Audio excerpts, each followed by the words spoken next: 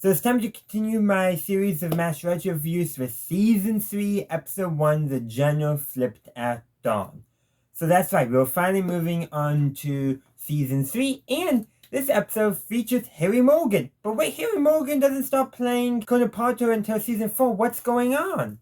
Simple. He's guest starring as the character General Steele.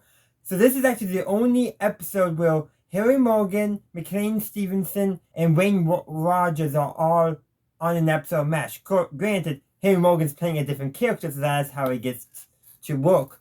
So, this episode basically, it's actually fairly, when you think about it, a run-of-the-mill episode. It does not really reintroduce the characters in the way that Season 2, Episode 1 did. Probably that's because things are pretty well established. MASH is in a new time slot, so you think that would make them decide. But I think they've really started finding their footing in terms of what they want the show to be. I do think that's part of the reason why this episode doesn't really feel like an introduction episode. Doesn't feel like we need to recap who the characters are. We'll just jump right into one of the regular adventures, which tells me that the writers and directors behind the scenes don't feel a need anymore to essentially re-establish the status quo. They now have trust that the audience will just know that stuff. But the episode does threaten the status quo because General Steele, he's apparently in charge of a certain section of Korea, and basically he wants to institute, i.e. everyone's following the regulations to the letter. He decides he's going to headquarter at the 407 for a week to observe, and he decides they are going to need to move closer to the front. And that's basically what's going on, and we're watching everyone at the match deal with it. Frank is like, he's kind of forward, because he likes military bearing and all that, but he really isn't. Henry's like, what can I do?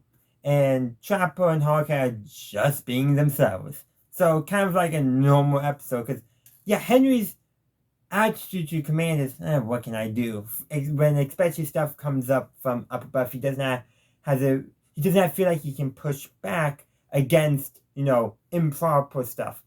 And doing all this too, Hawkeye has a patient he's recovering, but his recovery is not going that great. We don't get much detail about it, but that point plays a very important role in the story because General Steele decides they're going to move the 477, finds the location, and he wants to use a chopper to observe it. Of course, Hawkeye has his patient on the chopper to be sent to Seoul for better medical care. So, and that leads to a court-martial because Hawkeye tells the chopper to go against General Steele's orders. And then General Steele shows how crazy he is. Basically, it's been made clear throughout the episode that he's crazy. Weird one-liners and things like that. When during General Steele inspecting the troops, when Klinger comes up, General Steele doesn't bat an eye. I think he mistakes Klinger for his wife. That's the first sign that General Steele is not necessarily all there. Not to mention a few other things like, just weird comments that he made during the inspection. Like, he pointed out Frank's nose there. Like, who pays that much attention? Now, I don't know how it's like in the army for real, but I feel like that's maybe a little too much detail.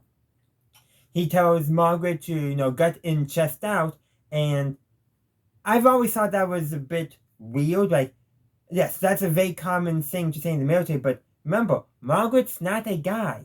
No, so what is General Steele suggesting with that scene? Does he even know what he's suggesting with that? And I think the writers definitely knew, but does the character in universe know? And if he doesn't, that's a sign that he's a bit loony. And even if he's not, that's a sign that he's probably not, he's still a bit loony, you could say. And there's another line that supports that he holds outdated views because there's a scene where he refers to Hannibal from Carthage.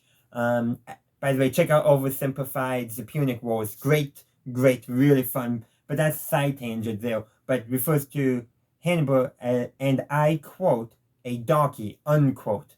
And you don't even like saying that because that's very outdated language to refer to people of African descent in the United States. Very outdated language.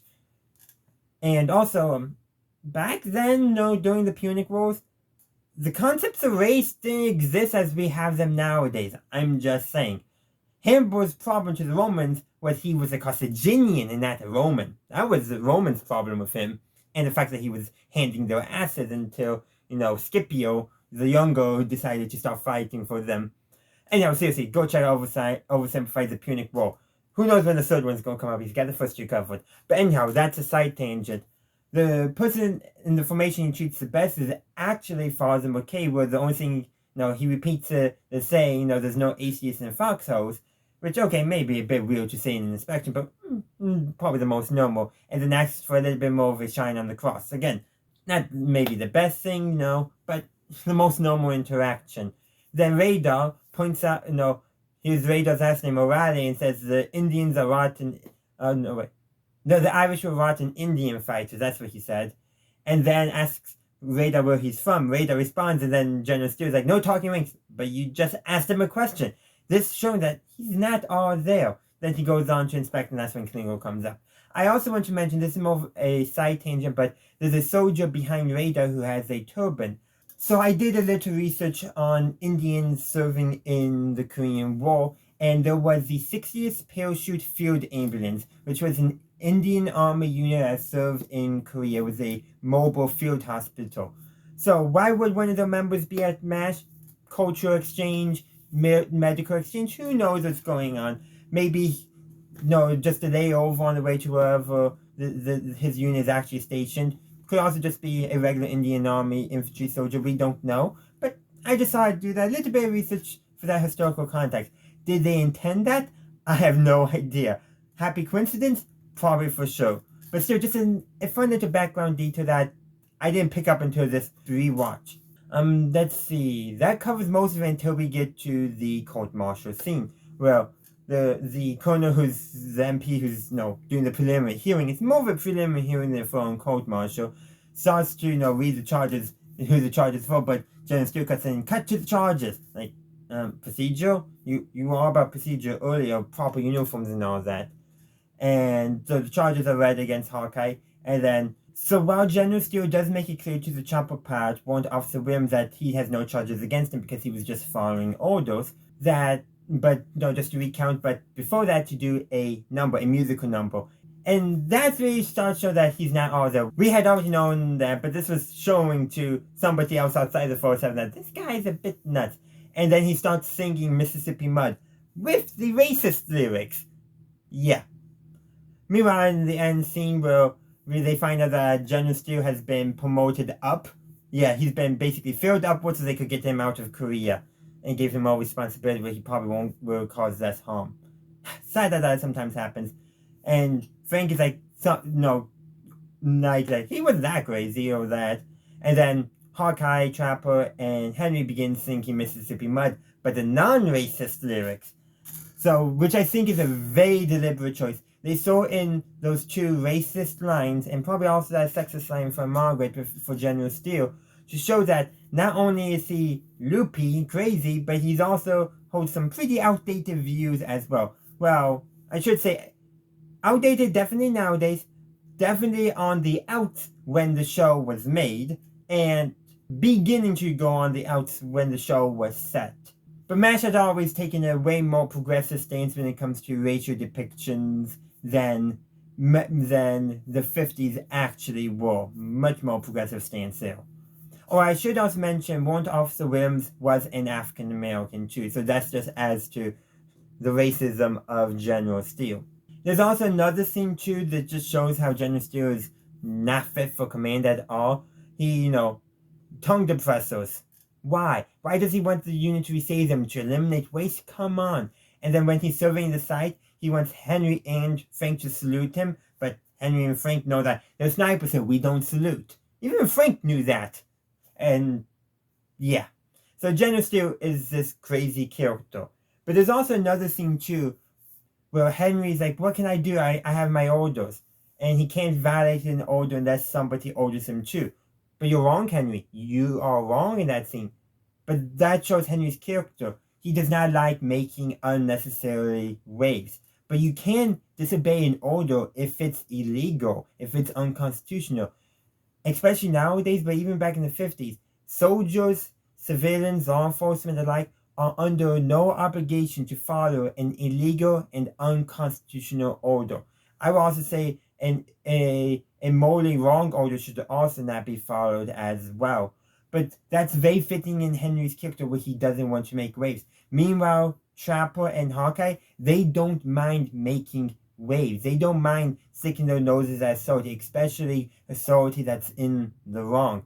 Was this all intentional? Probably not. But they wanted to show an episode where the characters dealt with a crazy general and all the characters respond according to their appropriate characterizations. Henry doesn't want to make waves. Frank wants to suck up. Hawkeye and Trapper, they just want to, do their job, be good doctors, and thumb their nose at unjust, unworthy authority. That's who they are. They were all in character for this episode. I wish they gave Margaret more to do in this episode, but they didn't. She apparently only had one line, and I don't even remember it. They failed Margaret in this episode, in my opinion, by not showing how her responses really were. And that's a problem, but the episode's already made, the show is done. They do get better. They do get way better with Margaret's character. But we got a couple more seasons to go. But that's all I got for this episode. I would love to hear your thoughts on it in the comment section down below. Thank you for watching my video. I do hope you enjoyed it. If you did, please be sure to give this video a like and share.